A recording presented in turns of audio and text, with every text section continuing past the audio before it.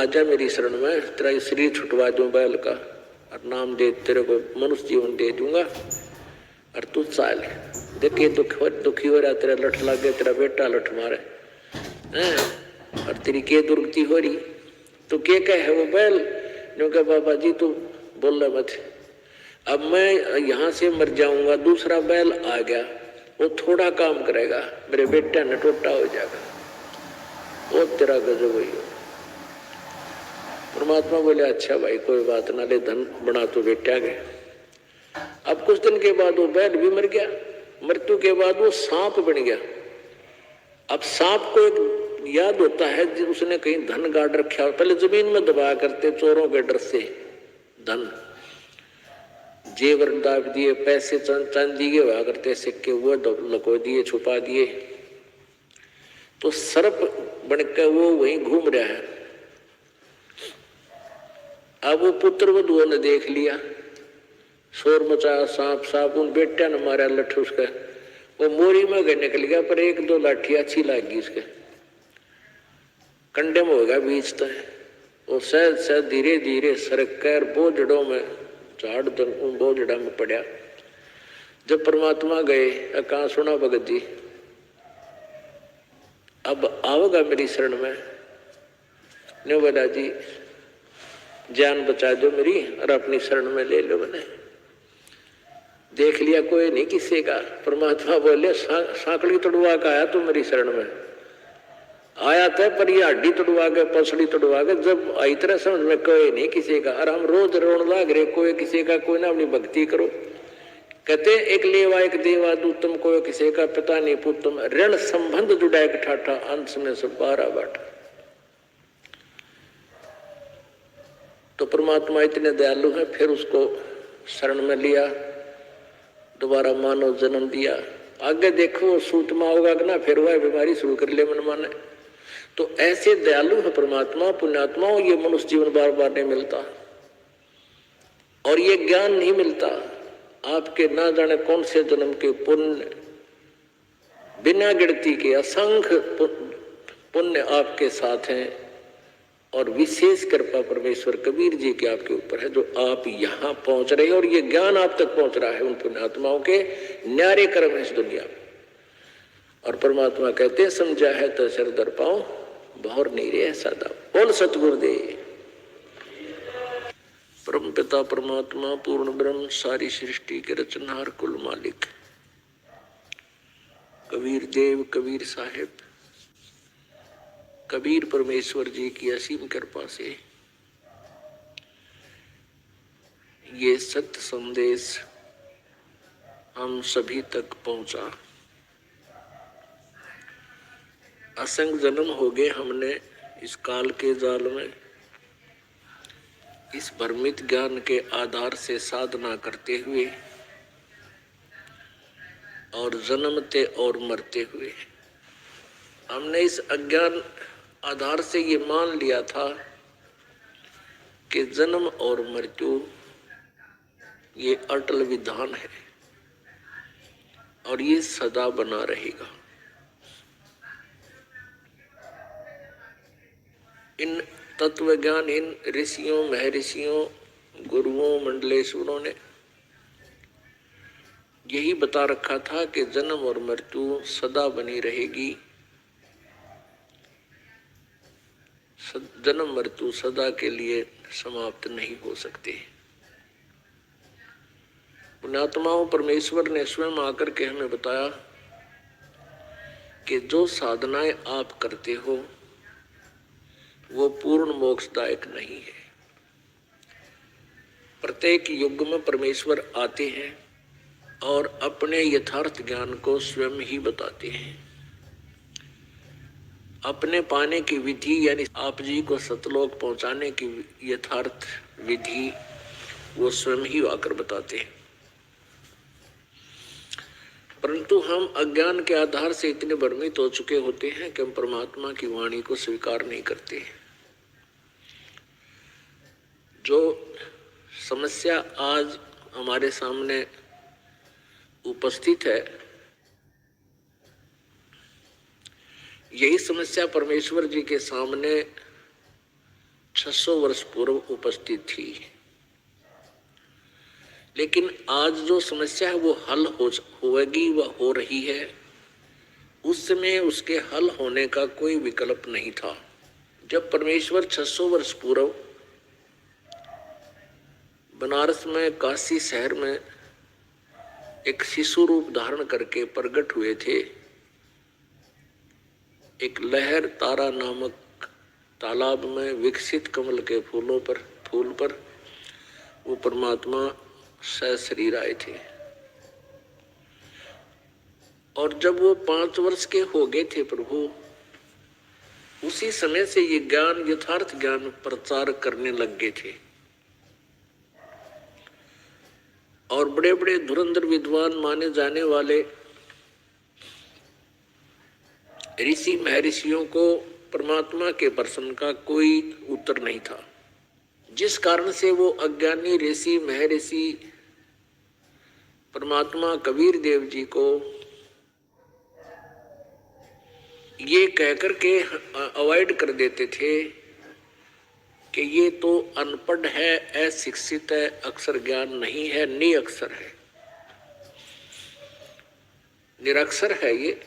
और ये वेदों और किताबों, गीता जी और पुराणों के विषय में गलत स्टेटमेंट दे रहा है। और जो ऋषि महर्षि थे, मंडलेश्वर ब्राह्मण, हिंदू धर्म के मार्गदर्शक, वो सभी शिक्षित थे, यानी संस्कृत भाषा को जानते थे। और सभी सदग्रंथ संस्कृत भाषा के अंदर ही लिपिबद्ध थे, जिस कारण से प्रत्येक व्यक्ति को यह विश्वास हो गया कि कबीर जी शिक्षित नहीं है, और ये भले ही कुछ शक्ति युक्त हैं, क्योंकि परमेश्वर के आशीर्वाद से बहुत से दुख दूर हो रहे थे। तो जितने भी वो शिष्य थे परमात्मा के, 64 लाख शिष्य हुए थे, वो परमात्मा द्वारा दिए गए आध्यात्मिक सुख के कारण, भौतिक सुख के कारण ही वो शिष्य बने थे। और जिस कारण से वे टिक नहीं पाए और परमात्मा के ज्ञान को जो वो बोला करते थे, एक पुण्य आत्मा ने लिपिबद्ध कर लिया था। वो पुण्यात्मा है धर्मदास जी, जो पहले ऐसे ही उल्ट ज्ञान से रंगे हुए थे और परमात्मा का बहुत विरोध कर रहे थे। तो उस समय तो इन अज्ञानी ऋषि महर्षियों की दाल गल गई थी, ये कह करके परमात्मा कबीर जी जो हैं ये अनपढ़ हैं, अशिक्षित हैं, ये संस्कृत भाषा नहीं जानते हैं, ये ऊट पटांग बातें बक रहे हैं। जिस कारण से परमेश्वर के उस ज्ञान को महत्व नहीं दिया गया, जो आज आप जी के समक्ष शिक्षित समाज के सामने अब ये दास रूबरू कर रहा है। 600 वर्ष पहले परमात्मा कहा करते थे, ब्रह्मा विष्णु महेश नासवान है, इनके माता पिता हैं, इनकी जन्म मृत्यु होती है, ये कंप्लीट गॉड नहीं है, ये पूर्ण परमात्मा नहीं है, ये समर्थ प्रभु नहीं है, ये केवल एक ब्रह्मांड में एक विभागीय मंत्री समझो, एक विभाग के मिनिस्टर है। 600 वर्ष पहले परमात्मा कहा करते थे, ब्रह्मा विष्णु महेश नासवान है, इनके माता पिता हैं, इनकी जन्म मृत्यु होती है, ये कंप्लीट गॉड नहीं है, ये पूर्ण परमात्मा नहीं है, ये समर्थ प्रभु नहीं है, ये केवल एक ब्रह्मांड में एक विभागीय मंत्री समझो, एक विभाग के मिनिस्टर है।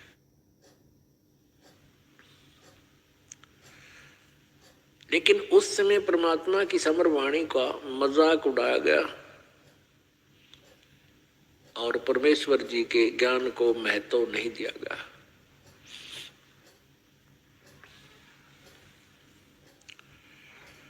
छह 600 वर्ष पहले परमात्मा यही ज्ञान दिया करते थे जो दास आज उन्हीं के दिए हुए ज्ञान का डंडोरा पीट रहा है और बुद्धिमान शिक्षित समाज इसको स्वीकार कर रहा है और बढ़ चढ़कर आगे आ रहे हैं। उसमें परमेश्वर ने इसीलिए स्वयं आना पड़ा कि वो लीला करते हैं जो भगवान किया करते हैं। जो परमात्मा करते हैं, जो वेदों और गीता में लिखा हुआ है कि परमात्मा जो परमेश्वर वहां से अपने लोक से चलकर आते हैं और अपने यथार्थ ज्ञान को अपनी प्यारी आत्माओं को स्वयं ही बताते हैं। और जब वो परमात्मा शिशु रूप धारण करके एक पूरे जीवन एक मनुष्य की तरह जीते हैं, एक लीला करते हैं, उस समय उनके बचपन की जो बाल्यावस्था की परवरिश कंवारी गायों से होती है। कंवारी गायें दूध देती हैं और वो परमात्मा उस दूध को पीते हैं, क्योंकि कंवारी गाय में दूध सतलोक से आता है। परमात्मा वहां से अपने सतलोक से प्रतिदिन अपना दूध आहार वहां से लेते थे और ऐसे वो कंवारी गाय के माध्यम से पवित्र अमृत दूध पान किया करते थे। तो ये भी आज जो परमात्मा लीला किया करता है, सतलोक से चलकर आता है और अपनी प्यारी आत्माओं को मिलता है, दर्शन देता है और उनको यथार्थ ज्ञान कराता है। तो ये ज्ञान फिर वेदों में भी लिखा हुआ है। पवित्र हिंदू समाज वेदों को एक एथेंटिक और बहुत ही यथार्थ ज्ञान युक्त शास्त्र मानते हैं और वो सदग्रंथ वही बता रहे हैं जो परमेश्वर करता है, जो परमेश्वर लीला किया करता है। और वो ही लीला 600 वर्ष पहले परमेश्वर कबीर देव जी ने कर रखी है और साथ में फिर वो ज्ञान बोल रखा है जो वेदों, पुराणों और गीता में उपलब्ध है। आज हम उस ज्ञान को स्वयं पढ़ रहे हैं। पुण्यात्माओं, हम सभी परमात्मा के ज्ञान से अपरिचित होने के कारण जो साधनाएं किया करते थे वो लोक वेद था। लोक वेद, लोक वेद वो वस्तु होती है कि वो ज्ञान होता है जो दंत कथा पर आधारित होता है और अक्षेत्रीय ज्ञान होता है और उस ज्ञान का कहीं सदग्रंथों में प्रमाण नहीं होता। उसको लोक वेद कहते हैं। दंत कथा पर आधारित किसी व्यक्ति विशेष के कहने से सभी ने उसको स्वीकार कर रखा है। अपनी मनमुखी साधनाएं जैसे कोई चौराहे की पूजा है या कि तो कहीं पर और मंदिर आदि की पूजाओं में मूर्ति की पूजा है या कि तो पीर पूजा है, समाध पूजाएं हैं, कोई व्रत रखना है, तीर्थों की पूजाएं, ये लोक वेद होता है जो किसी सदग्रंथ में नहीं होता। और मनमाने मंत्र जो होते हैं, कोई कुछ मंत्र जाप करता है, कोई कुछ करता है और कोई परमात्मा की परिभाषा कुछ बताता है, कोई कुछ बताता है, कोई किसी को भगवान बता रहा है, कोई किसी को परमात्मा सिद्ध किए बैठा है। ये लोक वेद होता है। परमेश्वर कबीर देव जी स्वयं आए थे और आप आरती, आप साजे, आप किंगर, आप बाजे, आप ताल झान जनकारा, आप नच, आप देखन हारा, कह कबीर ऐसी आरती गाऊं, आप मध्य आप समाऊं। अपने ऊपर ही उन्होंने उदाहरण दिए हैं कि कबीर पीछे लग गया जाऊं था मैं लोक वेद के साथ और रास्ते में सतगुरु मिल गए, दीपक दे दिया हाथ। अब जैसे ये दास पहले हनुमान पुजारी था, श्री कृष्ण जी का पुजारी था, श्री कृष्ण जी विष्णु जी को कंप्लीट गॉड मानता था, ये लोक वेद था, ये दंत कथा थी, यथार्थ ज्ञान नहीं था। हनुमान जी की पूजा यानी मंगलवार के का व्रत रखना, हनुमान चालीसा करना, तो ये सब लोक वेद था, ये यथार्थ ज्ञान नहीं था। और जब ये सतगुरु का ज्ञान प्राप्त हुआ तो हमें ये तत्व ज्ञान रूपी दीपक मिल गया। तो परमात्मा बताते हैं कि जो भोली आत्मा परमेश्वर की प्राप्ति के लिए लोक वेद के आधार से अज्ञान रूप अंधकार में भटक रहे होते हैं, उनको सतगुरु मिल जाते हैं तो उनको दीपक दे देते हैं। उसमें दीपक ही होता था, आजकल तो टॉर्च होगी।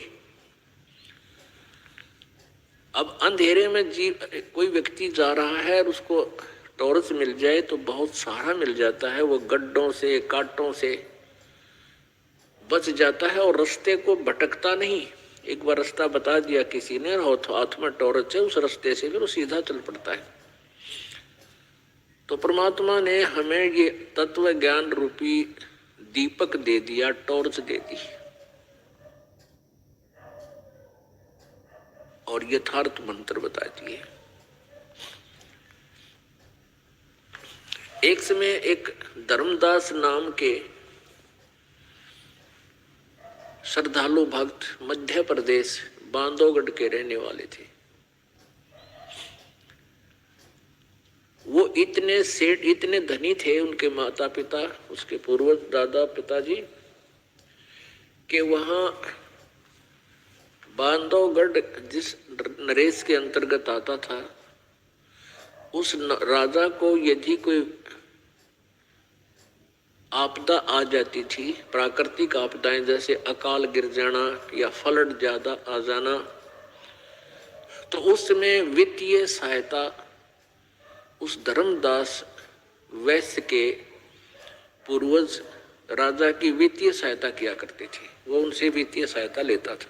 इतने धनी थे वो, और इतना धन होते हुए, इतना पैसा होते हुए पे परमात्मा की चाह एक विशेष बात होती है। वो पुण्य आत्मा होते हैं। तो उसके मन में जो परमात्मा की तड़फ थी धर्मदास जी के मन में, उस कारण से उसने अपने हिंदू धर्म के में जन्म होने के कारण एक रूपदास नाम के गुरु जी भी धारण कर रखे थे। रूपदास जी ने उनको बता रखा था कि श्री विष्णु जी सर्वेश्वर है, यही श्री कृष्ण और श्री राम रूप में अवतरित होकर के लीला करके गए थे। इनसे ऊपर कोई परमात्मा नहीं है, ये अजर और अमर है। शंकर जी की पूजा भी साथ में बता रखी थी। एक ब्रह्मा जी को छोड़कर बाकी सभी देवी देवताओं की पूजाएं हिंदू धर्म के मार्गदर्शक संत बताए ही करते हैं। जैसे ये दास श्री विष्णु जी का पुजारी था, लेकिन शंकर जी की महिमा भी, शंकर जी का आदर भी, शंकर जी की साधना भी बराबर किया करते थे। फिर गणेश जी का ध्यान आ गया तो जय गणेश देवा वो भी शुरू कर देते थे। संतोषी माता की कोई फिल्म बनी थी, वह भी खूब देखी कई बार, क्यों श्रद्धा थी भगवान में, लेकिन उसमें बात कुछ भी ना थी। आज उनको देखते हैं, उन विचार करते हैं, क्योंकि हम अज्ञानी इतने थे, हमें ज्ञान बिल्कुल ही नहीं था, हमारे को ये सब ही अच्छे लगते थे। तो इस प्रकार हिंदू धर्म में जन्म होने के कारण वो धर्मदास जी भी रूपदास जी के बताए अनुसार वही क्रियाएं कर रहे थे जो हिंदू धर्म के श्रद्धालु करते हैं। तीर्थों पर जाना, तीर्थों में स्नान करने, तीर्थ यात्रा जाना, एकादशी का व्रत रखना, श्री कृष्ण राधे राधे श्याम मिला दे, हरे कृष्ण कृष्ण कृष्ण हरे हरे, ये इस तरह के मंत्र और विष्णु स्तोत्र, ये सभी साधनाएं श्री धर्मदास जी किया करते थे। पुण्यात्मा परमात्मा की लीला में लिखा है, परमेश्वर स्वयं कहते हैं कि गोता मारू स्वर्ग में और जा बैठो पाताल, कह कबीर में ढूंढता फिरूं अपने हीरे मोती लाल। ऋग्वेद मंडल नंबर 9 सूक्त नंबर 86 86 मंत्र नंबर 26-27 में ऋग्वेद मंडल नंबर 9 सूक्त नंबर 82 82 मंत्र 1 2 3 में, और ऋग्वेद मंडल नंबर 9 सूक्त नंबर 96 96 मंत्र नंबर 16 से 20 तक, और भी बहुत से स्थानों पर ऋग्वेद मंडल नंबर 9 सूक्त नंबर 20 मंत्र नंबर 1 में यह स्पष्ट किया हुआ कि वो कबीर नामक परमात्मा यथार्थ ज्ञान देने के उद्देश्य से अपने निज स्थान सतलोक से जहां वो रहता है उस तीसरे मुक्ति धाम से गति करके चलकर यहाँ आता है, श्रेष्ठ आत्माओं को, अच्छी आत्माओं को मिलता है और उन पुण्यात्माओं को फिर अपने समर्थता से, अपने ज्ञान से, अपनी महिमा से परिचित कराता है। इसके लिए पहले देखिएगा वो प्रमाण जो भगवान किया करते हैं, हमारे सदग्रंथ हमें बताते हैं, और फिर देखिएगा, फिर सुनिएगा ये कथा, आपकी आत्मा गदगद हो जाएगी। परमात्मा ये है वो सत्यनारायण कथा। पहले हमें श्री विष्णु जी की कथा सुनाकर सत्यनारायण कथा बताया करते थे। सत्यनारायण का अर्थ होता है विनाशी भगवान, सच्चा भगवान, सच्चा साहेब, सत साहेब, सत साहेब अविनाशी परमात्मा। तो विष्णु जी अविनाशी नहीं थे, ये हमें गलत ज्ञान, गलत साधना बताते थे कि ये सत्यनारायण कथा सुना रहे हैं आपको। विष्णु जी को सत्यनारायण बताया करते थे। पहले थोड़ा सा इन सत्यनारायण के विषय में जान लीजिए। ब्रह्मा विष्णु महेश ये तीनों नासवान हैं, सत्यनारायण नहीं है। सत्य माने अविनाशी, सदा रहने वाले, नारायण माने भगवान। और हम सत साहिब कहते हैं, सत साहिब को चाहे सत्यनारायण कहो। सत्य माने सच्चा, साहिब माने भगवान।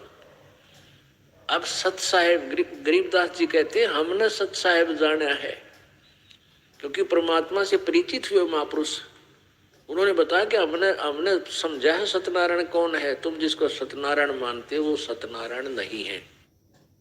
तो पुण्यात्माओं, ये सत्यनारायण की कथा आपको सुनाई जा रही है, जो कभी युगों के बाद, कई असंख्य युगों के बाद आपको सुनने को मिल रही है। आपके इतने पुण्य हैं कि पूरा संसार अरबों खरबों प्राणी है अपने इस पृथ्वी पर, मनुष्य हैं, और वो भटक रहे हैं बेचारे। वो पुण्यात्मा, क्योंकि पुण्यात्मा को मनुष्य जीवन मिलता है, और जिसको सत्संग नहीं मिलता वह बेशक पुण्यात्मा, लेकिन उसका जीवन व्यर्थ हो रहा है। सत्संग ये सच्चा सत्संग, वो नकली संतों का सत्संग नहीं है। पुण्यात्माओं, एक यही बात खटक रही है इस भोले समाज को कि ये दास ये कहता है कि आज वर्तमान में किसी के पास सत्संग नहीं है।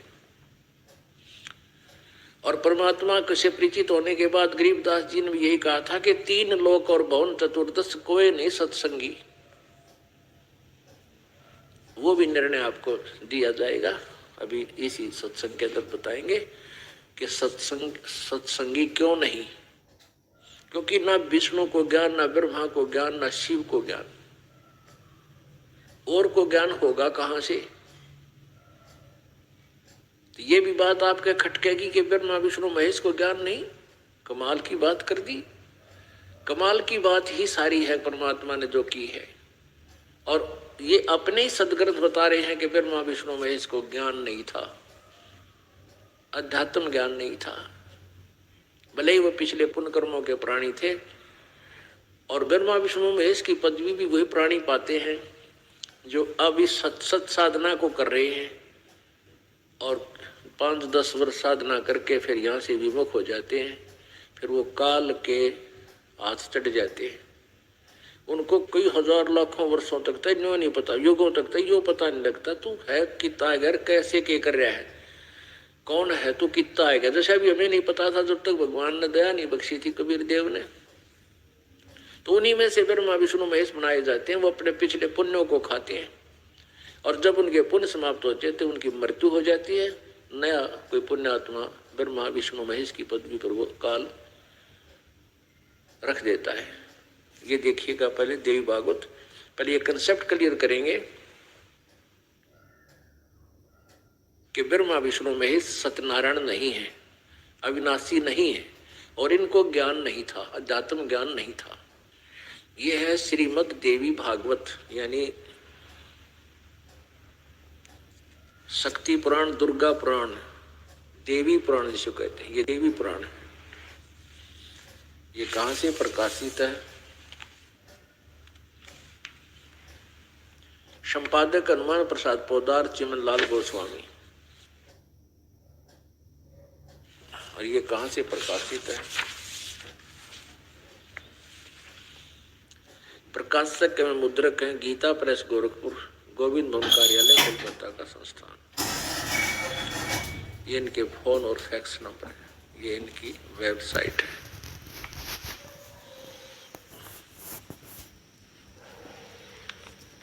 अब सबसे पहले आपको 123 प्रश्न दिखाते हैं, जिसमें ये विष्णु जी सत्यनारायण नहीं है, अविनाशी नहीं है।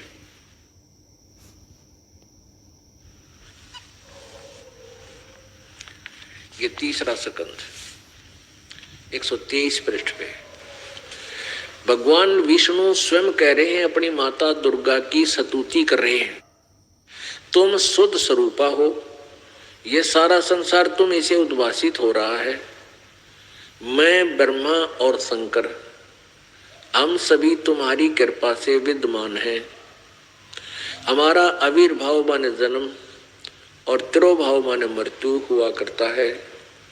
हमारा तो जन्म और मृत्यु होता है, केवल तुम ही नित्य हो, जगत जननी हो, प्रकृति और सनातनी देवी हो। ये प्रकृति शब्द याद रखना, जब गीता जी में आपको बताया जाएगा कि ये प्रकृति माने को दुर्गा को प्रकृति कहते हैं। और यहाँ शंकर भगवान क्या बोले? शंकर भगवान बोले, देवी यदि महाभाग विष्णु तुम ही से प्रकट हुए हैं, जन्मे हैं, तो उनके बाद उत्पन्न होने वाले ब्रह्मा भी तुम्हारे ही बालक हुए। फिर मैं तमोगुणी लीला करने वाला शंकर क्या तुम्हारी संतान नहीं हुआ? अर्थात मुझे भी उत्पन्न करने वाली तुम ही हो शिवे। संपूर्ण संसार की सृष्टि करने में तुम बड़ी चतुर हो। इस संसार की सृष्टि, स्थिति और संहार में तुम्हारे गुण सदा समर्थ हैं। उन्हीं तीनों गुणों से उत्पन्न हम ब्रह्मा, विष्णु एवं शंकर नियमानुसार कार्य में तत्पर रहते हैं। नियमानुसार केवल वर्क डन ही दे सकते हैं, जैसा कोई कर्म करेगा वैसा ही हम दे सकते हैं और नहीं। और विष्णु, ब्रह्मा, शंकर ये भगवान नहीं है। अपने आत्मा, अब इसमें 4 कंसेप्ट क्लियर हो गए। एक तो ये हो गया कि ब्रह्मा, विष्णु, महेश नासवान है, इनकी जन्म और मृत्यु होती है। दूसरा ये हो गया कि दुर्गा इनकी माता है। तीसरा ये हो गया कि रजगुण ब्रह्मा, सतगुण विष्णु, तमगुण शिव जी। और चौथा ये हो गया कि ये केवल सीमित नियमित कार्य ही कर सकते हैं। ये किसी के कर्म में कम और भाग्य को बढ़ा घटा नहीं सकते। अपने आत्मा, ये तो कंसेप्ट क्लियर हो गया कि ब्रह्मा, विष्णु, महेश नासवान है, ये अविनाशी भगवान नहीं है। अब थोड़ा सा कंसेप्ट ये भी क्लियर करना है कि ब्रह्मा, विष्णु, महेश को अध्यात्म ज्ञान नहीं था। तो पुण्यात्माओं, आप जी को वो यथार्थ आध्यात्मिक ज्ञान, तत्व ज्ञान प्राप्त है जो ब्रह्मा, विष्णु, महेश को भी नहीं प्राप्त हुआ। और इन कलयुग के ऋषि, महर्षियों और इन नकली संतों, पंथों को, ये नकली पंथ सतलोक की महिमा गांव कहेगा पता नहीं, इनको तो ज्ञान स्वप्न में भी नहीं हो सकता। ऐसे महान आत्माओं, ब्रह्मा, विष्णु, महेश जैसी आत्माओं को भी इस काल ने भ्रमित कर रखा है, तो आप और हमारी क्या बुनियाद थी? ये तो सतगुरु आए दया करी, ऐसे दीन दयाल। ये तो परमेश्वर आए स्वयं, उन्होंने रजा बख्शी हमारे ऊपर। तो ये देखिएगा, अब देखिएगा यही देवी भागवत, इसके प्रश्न नंबर 28-29 में क्या स्टेटमेंट है ब्रह्मा और विष्णु की।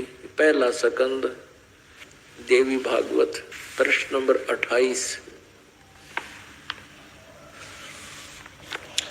अब नारद जी और Vyas ji is the writer of Vedas and Purana and Gita ji, और ये नारद जी तो पूछे है, इसको भी ज्ञान नहीं, लेकिन काल प्रेरणा से काल भगवान ने इसमें प्रवेश करके ये लिख दी न्यों की न जो वार्ता जिसकी जैसी हुई थी। नारद जी ने कहा, महाभाग व्यास जी, तुम इस विषय में जो पूछ रहे हो ठीक यही प्रश्न मेरे पिताजी ने भगवान श्री हरि से किया था। देवा अधिदेव भगवान जगत के स्वामी है। देवा अधिदेव यानी भगवानों के भी भगवान, देवताओं के भी देवता, जगत के स्वामी है। कौन? लक्ष्मी जी उनकी सेवा में उपस्थित रहती हैं। दिव्य कौष्टमणि उनकी शोभा बढ़ाती है। वे शंख चक्र और गदा लिए रहते हैं, पीतांबर धारण करते हैं, 4 भुजाएं हैं, वक्ष स्थल पर श्रीवत्स का चिन्ह चमकता रहता है। वे चराचर जगत के आश्रयदाता हैं। अब नारद जी बता रहा है व्यास जी ने कि ये इसको विष्णु जी को सर्वेश्वर बता रहा है, जगत गुरु बता रहा है। वे जगत गुरु एवं देवताओं के भी देवता हैं। ऐसे जगत प्रभु भगवान श्री हरि महान तप कर रहे थे, उनकी समाधि लगी थी। यह देखकर मेरे पिता ब्रह्मा जी को बड़ा आश्चर्य हुआ। अब ब्रह्मा जी के बोल सुन जो वचन। अतः उन्होंने उनसे जानने की इच्छा प्रकट की। ब्रह्मा जी ने पूछा, प्रभु तुम देवताओं के भी अध्यक्ष, जगत के स्वामी और भूत भविष्य एवं वर्तमान सभी जीवों के एकमात्र शासक हैं। भगवान फिर आप क्यों तपस्या कर रहे हैं? ब्रह्मा जी कह रहे हैं विष्णु ने कि आप तो सारे देवताओं के मालिक हो और जगत के स्वामी हो, फिर आप क्यों तपस्या कर रहे हैं और किस देवता की आराधना में ध्यान मगन है? मुझे असीम आश्चर्य तो यह हो रहा है कि आप देवेश्वर एवं सारे संसार के शासक होते हुए भी समाधि लगाए बैठे हैं। ब्रह्मा जी के ये विनीत वचन सुनकर भगवान श्री हरि यानी विष्णु जी उनसे कहने लगे, ब्राह्मण सावधान होकर सुनो, मैं अपने मन का विचार व्यक्त करता हूं। देवता, दानव, मानव सब यही जानते हैं कि तुम सृष्टि करते हो, मैं पालन करता हूं, संकर संहार क्या करते हैं। किंतु फिर भी वेद के पारगामी पुरुष अपनी युक्ति से यह सिद्ध करते हैं कि रचने, पालने और संहार करने की यह योग्यता जो हमें मिली है, इसकी अधिष्ठात्री शक्ति देवी है, यानी वो ही मालिक है। वे कहते हैं कि संसार की सृष्टि करने के लिए तुम में राजसी शक्ति का संचार हुआ है, मुझ में सात्विक शक्ति मिली है और रुद्र में तामसिक शक्ति का आविर्भाव हुआ है। अब क्या बताते हैं कि मैं सदा तप करने में लगा रहता हूं। सुवर्त प्रत्यक्ष और परोक्ष दोनों उदाहरण में तुम्हारे सामने रखता हूं, सुनो। यह निश्चित है कि उस शक्ति के अधीन होकर ही मैं इस शेषनाग की सैया पर सोता और सृष्टि करने का अवसर आते ही जाग जाता हूं। मैं सदा तप करने में लगा रहता हूं, उस शक्ति के शासन से कभी मुक्त नहीं रह सकता। कभी अवसर मिला तो लक्ष्मी के साथ सुखपूर्वक समय बिताने का सौभाग्य प्राप्त होता है। मैं कभी तो दानों के साथ युद्ध करता हूँ। अखिल जगत को भय पहुंचाने वाले दैत्यों के विकराल शरीरों को शांत करना मेरा परम कर्तव्य हो जाता है। ये 29 पृष्ठ पढ़ रहे हैं। मुझे सब प्रकार से शक्ति यानी दुर्गा के अधीन होकर रहना पड़ता है। उन्हीं भगवती शक्ति का मैं निरंतर ध्यान किया करता हूँ। ब्रह्मा जी, मेरी जानकारी में इन भगवती शक्ति से बढ़कर दूसरे कोई देवता नहीं। अब ये आध्यात्मिक नॉलेज, आध्यात्मिक ज्ञान है विष्णु जी का कि मैं दुर्गा से ऊपर कोई भगवान नहीं जानता, इससे ऊपर कोई भगवान है को नहीं। अब पुण्यात्माओं, ये ज्ञान है श्री विष्णु जी, श्री ब्रह्मा जी, श्री नारद जी और श्री व्यास जी का। वो तो कह रहे हैं कि विष्णु जी सर्वेश्वर महेश्वर सर्व सारा जगत के स्वामी, देवताओं के भी देवता। और विष्णु जी कह रहे हैं कि मैं तो दुर्गा का ध्यान करता हूँ, उसी का ध्यान लगाता हूँ, और मेरे आध्यात्मिक ज्ञान में दुर्गा से ऊपर कोई भगवान को नहीं और कोई देवता पूज्य नहीं है, मैं इसी की पूजा करता हूँ।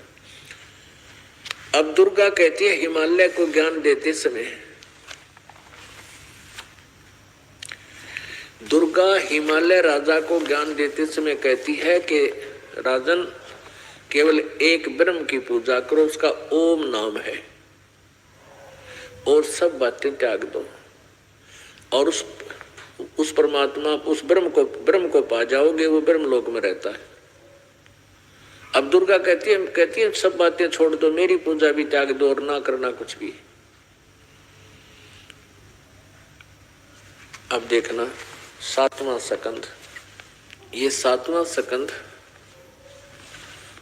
संक्षिप्त देवी भागवत 562 पृष्ठ पे देवी के द्वारा हिमालय को ज्ञानोपदेश ब्रह्म स्वरूप का वर्णन, यानी ब्रह्म के विषय में जानकारी दे रही है। श्री देवी जी कहने लगी, पर्वतराज इस प्रकार योग युक्त होकर मुझ ब्रह्म स्वरूप देवी का ध्यान करे। पहले तो अपना बता रही है, फिर कहती है कि अब कहती है कि उस ब्रह्म का क्या स्वरूप है।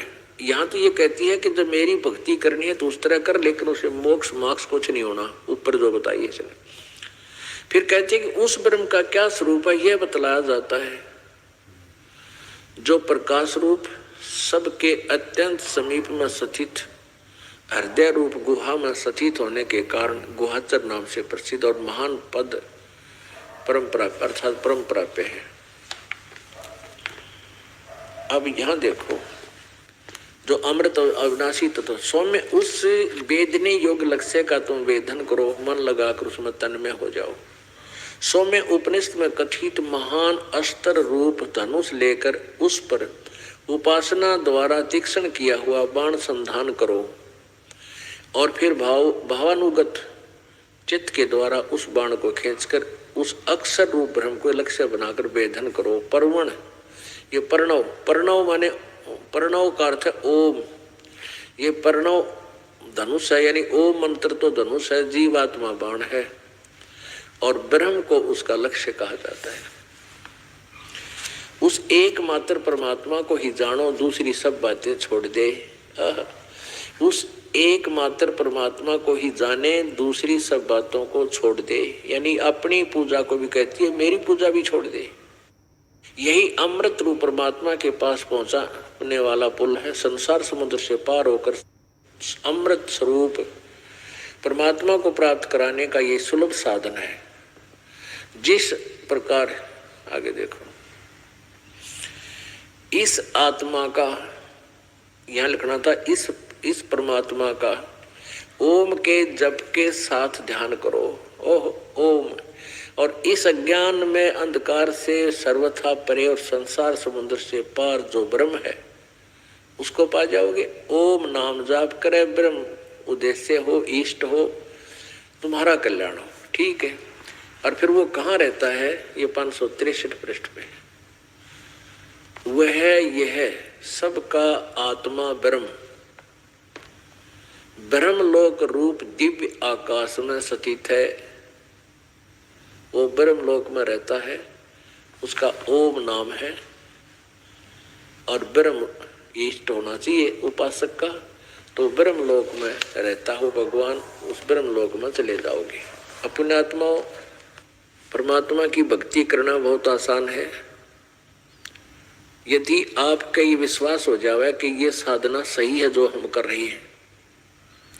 इतनी आसान है कि इस पृथ्वी पर ऐसा कोई साधन आसान नहीं है जो परमात्मा पाने की विधि आसान है। एक रोटी खाना बनाने के लिए भी हमने कितना जुगाड़ जोड़ना पड़ता है, और डेली 2-2 बार करते हैं, 3-3 बार भी करते हैं। गैस सिलेंडर लावा कि ईंधन इकट्ठा करें, चूल्हा चौका पलटा चिमटा प्लेट तवा आटा फिर गूंदे फिर सब्जी कटोरी है पालक पता नहीं क्यों धनिया जीरा कितने जुगाड़ जोड़ के और डेली रोटी दो टाइम बनाते हैं, कितना समय लगता है। और परमात्मा के भजन में जीभ भी ना उठानी, जीभ भी नहीं उठानी, कोई हरकत में भी नहीं आना। लेटा है तो लेटा लेटा सुमन शुरू कर दे, बैठा है तो बैठा बैठा। इतना बढ़िया सुमन दे रखा भगवान ने। नाम उठत नाम बैठत नाम सोत जागबे, नाम खाते नाम पीते नाम सेती लागबे। यानी हम अपने दैनिक क्रिया करते करते परमात्मा की भक्ति कर सकते हैं। परमात्मा का जो सतनाम का सिमरण है या वैसे मंत्र जाप है, आपको मौखिक याद हो जाता है। इसमें कुरलाकरण की जरूरत कोई ना, जब भी याद आएगा जब भी मंड जा। कुछ भी इकट्ठा नहीं करना, ना आटा गूंदना, ना सब्जी काटनी, ना आग जलानी, ना कोई ईंधन इकट्ठा करना। और उसको हम डेली करते हैं, 1 घंटा लगे थे 2 घंटे 2 घंटे सुबह शाम खाना खुना बनाने में खाने में सारा काम करते हैं। तो इसमें इतना आसान है। तो आपके ये हृदय में समा जाना चाहिए कि हम जो कर रहे हैं ये बिल्कुल फाइनल है। आपको इतना दृढ़ विश्वास कराने के लिए ये दास ये चाहता है कि सदग्रंथों का आपको बार बार रूबरू करूं, आपकी उंगलियां पे ये बातें आ जावे, फिर आप भक्ति करोगे डट के। अब आप जी के समक्ष हो गया कि देवी कहती है ब्रह्म की पूजा करो। ब्रह्मा और नारद और व्यास जी कहते हैं कि विष्णु जी सर्वेश्वर है, ये जगत के प्रभु है। और विष्णु जी कह रहे हैं दुर्गा से ऊपर में कोई भगवान ना जानता, इस तो ऊपर कोई भगवान परमात्मा है कोई नहीं, मैं इससे ही पूजा करता हूँ, ये इससे ऊपर कोई देवता है कोई नहीं। और दुर्गा कहती है कि सब पूजा त्याग दो, एक ब्रह्म की पूजा करो। ओम नाम है उसका, ब्रह्म लोक में रहता है। और गीता जी अध्याय नंबर 8 के श्लोक नंबर 16 में ये देखिएगा, श्रीमद् भगवत गीता, गीता प्रेस गोरखपुर से प्रकाशित है। जयदयाल गोविंद का इसके अनुवादक है। 8वें अध्याय का 16वां श्लोक आपको दिखाते हैं और ये 8वें अध्याय का 13वां दिखाते हैं। पहले ये गीता जी का ज्ञान ब्रह्म ने श्री कृष्ण जी में प्रवेश करके दिया और वो कहता 8वें अध्याय का 13वां श्लोक, ओम इति एकाक्षरम ब्रह्म व्याहरन माम अनुसमरन ये पर्याति तजंदेहम स याति परमाम गतिम। ये कहता है गीता ज्ञानदाता ब्रह्म श्री कृष्ण में प्रवेश करके प्रेतवत बोल रहा है। माम ब्रह्म मुझ ब्रह्म का, माम ब्रह्म मुझ ब्रह्म का, ओम इति माने यह एक अक्षर, केवल ओम यह एक अक्षर है। व्यवहारन अनुसमरण उच्चारण करता हुआ सिमरण करने का। और ये पर्याति तजंदेहम जो शरीर त्यागते समय तक इसका सिमरण करता हुआ जाता है, सयाति परमाम गतिम, वह परम गति को प्राप्त होता। जो ओम नाम के जाप से जो गति प्राप्त होती है वो क्या है, वो ब्रह्मलोक है, ब्रह्मलोक प्राप्त होता है। यहाँ देखिए 8वें अध्याय के 16वें श्लोक में, 8वें अध्याय का ये 16वां श्लोक। इसमें कहा कि अर्जुन, हे अर्जुन, ब्रह्मलोक पर्यंत, ब्रह्मलोक से लेकर और नीचे के सभी लोग पुनरावर्ती में है। यह देखिएगा, अर्थात पुनरावर्ती का इन्होंने टिप्पणी की है, अर्थात जिनको प्राप्त होकर पीछे संसार में आना पड़े ऐसे, ये पुनरावर्ती कहलाती है। ये सटार ला रखे ने, सटार का यहाँ अनुवाद स्पष्टीकरण दिया है पुनरावर्ती का, कि इस ब्रह्मलोक में गए हुए प्राणी भी फिर जन्म मृत्यु को प्राप्त होते। और यहाँ इन्होंने अनुवाद गलत किया है कि परंतु एक कुंती पुत्र मुझको प्राप्त होकर पुनर्जन्म नहीं होता, ये अनुवाद गलत है। इसका अर्थ ये है कि जो ये नहीं जान पाते, जो ये नहीं जानते कि मुझे प्राप्त होकर भी पुनर्जन्म होता है, वो लोग ब्रह्मलोक में चले जाते हैं और ब्रह्मलोक तक सभी लोग पुनरावर्ती में। इसका ये अर्थ होता है। अगर यहाँ ये इन वाले अर्थ को हम फाइनल माने कि पुनर्जन्म नहीं होता मुझे प्राप्त होकर, तो फिर चौथे अध्याय का ये 5वां श्लोक निरर्थक हो जाता है। 5वां, 9वां और दूसरे अध्याय का 12वां, ये सब निरर्थक हो जाता है। ये देखिए अध्याय नंबर 4 का और श्लोक नंबर 5 है। ये इसकी संस्कृत यहाँ पर है और ये यहाँ पर है। हे प्रणतम अर्जुन, मेरे और तेरे बहुत से जन्म हो चुके हैं, उन सबको तू नहीं जानता, मैं जानता हूं। अब चौथे अध्याय का 9वां श्लोक, हे अर्जुन, मेरे जन्म और कर्म दिव्य हैं। इससे सिद्ध है कि मेरे जन्म तो होते हैं लेकिन वो अलौकिक हैं, दिव्य हैं, अलौकिक हैं। अच्छा, दूसरे अध्याय के 12वें श्लोक में फिर कहा है, अध्याय नंबर 2 और श्लोक नंबर ये 12 है। न तो ऐसा ही है कि मैं किसी काल में नहीं था, अथवा तू नहीं था, अथवा ये राजा लोग नहीं थे, और न ही ऐसा है कि इससे आगे हम सभी नहीं रहेंगे। इसका स्पष्ट हो गया है कि गीता ज्ञानदाता ब्रह्म काल कह रहा है कि तेरे और मेरे पहले भी जन्म थे और आगे भी होंगे। अब इसमें दूसरे अध्याय के 17वें श्लोक में स्पष्ट कर दिया है। अब ये ब्रह्म कहता है कि नाश रहित तो उसको जान, 17वें में नाश रहित यानी अविनाशी तो उसको जान जिससे ये संपूर्ण जगत दृश्य वर्ग यानी जिसने सारी सृष्टि की रचना की है, व्याप्त है। इस अविनाशी का विनाश करने में कोई भी समर्थ नहीं है। वो यानी गीता ज्ञानदाता ब्रह्म से कोई और है, अविनाशी परमात्मा। आइए अब हम उन श्रद्धालुओं के अनुभव जानते हैं जो जगत गुरु तत्वदर्शी संत रामपाल जी महाराज जी से दीक्षा प्राप्त कर चुके हैं तथा उनके द्वारा बताए गए भक्ति मार्ग पर चल रहे हैं। सर नमस्कार। नमस्कार सर जी। सर क्या नाम है आपका? रविंद्र झाड़े सर जी। रविंद्र जी कहाँ से आए आप? मैं नएगांव आठनेर तहसील बैतूल से आया हूँ, मध्य प्रदेश से। संत रामपाल जी महाराज से नाम दीक्षा कब लिया आपने? मैंने 2010 में ली सर जी। संत रामपाल जी महाराज से नाम दीक्षा लेने से पहले आप क्या भक्ति साधना करते थे? मैं सभी देवी देवताओं की भक्ति करता था और खासकर हनुमान जी की भक्ति करता था। मैं हनुमान जी के मंदिर में जाता था, शनिवार का व्रत रखता था और रामायण का पाठ करता था। सर आप भक्ति पहले कर ही रहे थे तो फिर आपने संत रामपाल जी महाराज से नाम दीक्षा क्यों ली?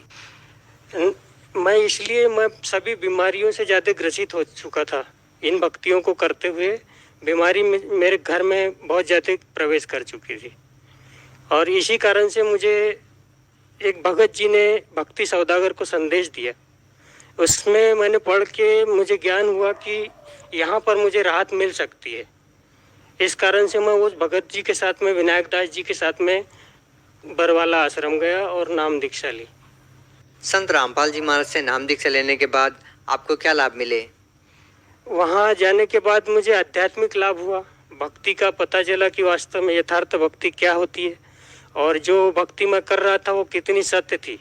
इस बात का मुझे वहाँ पर ज्ञान हुआ और भक्ति फिर मैंने इस भक्ति को की जिससे मुझे जो अस्थमा की बीमारी थी और वह पूर्ण रूप से ठीक हो चुकी है आज की स्थिति में। सर आप जो ये साथ में लेके आए हैं रिपोर्ट्स, ये किस बारे में है? यह मेरी जो अस्थमा की जो शिकायत थी इसके बारे में मैंने नागपुर में टेस्ट करवाया था, नागपुर हॉस्पिटल। सर कौन से हॉस्पिटल में करवाया था आपने? मैंने अपोलो हॉस्पिटल, जहां डॉक्टर राजेश स्वर्णकार जी से करवाया था ट्रीटमेंट। क्या कहा आपको उन्होंने? उन्होंने बताया कि आपको अस्थमा की शिकायत है और इसके लिए आपको दवाई लेते रहना पड़ेगा और परहेज आदि करते रहना पड़ेगा। आपको जो अस्थमा की बीमारी थी क्या वो दवाई लेने से ठीक नहीं हुई? दवाई लेने से कुछ हद तक ठीक होती थी और फिर पुनः वापस हो जाती। जैसे और मौसम परिवर्तन हुआ तो बीमारी वही ज्यों की त्यों हो जाती। पूर्ण रूप से कैसे ठीक हुई? पूर्ण रूप से मैं जब इस अध्यात्म ज्ञान से जुड़ा और ये भक्ति को जैसे की मैंने, वैसे मुझे धीरे धीरे करके 1 साल के बाद ये पूर्ण रूप से ठीक हो चुकी मेरी बीमारी। आज मुझे किसी भी प्रकार की गोली आदि लेने की जरूरत नहीं है। इसके अलावा आपको और क्या लाभ हुए?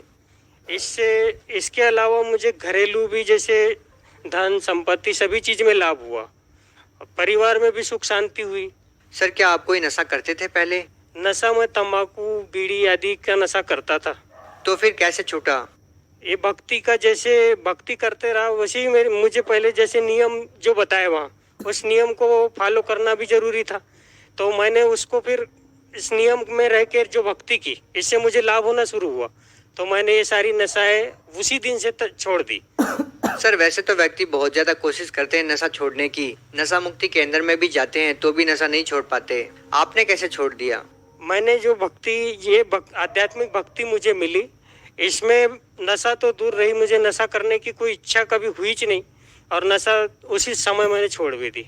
सर, भगत समाज को क्या संदेश देना चाहते हैं? भगत समाज को मैं संदेश तो नहीं दे सकता, पर उनसे प्रार्थना कर सकता हूँ कि इस भक्ति से बढ़कर संसार में और कोई भक्ति नहीं है।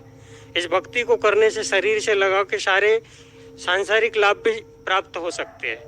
बहुत बहुत धन्यवाद। सत साहेब।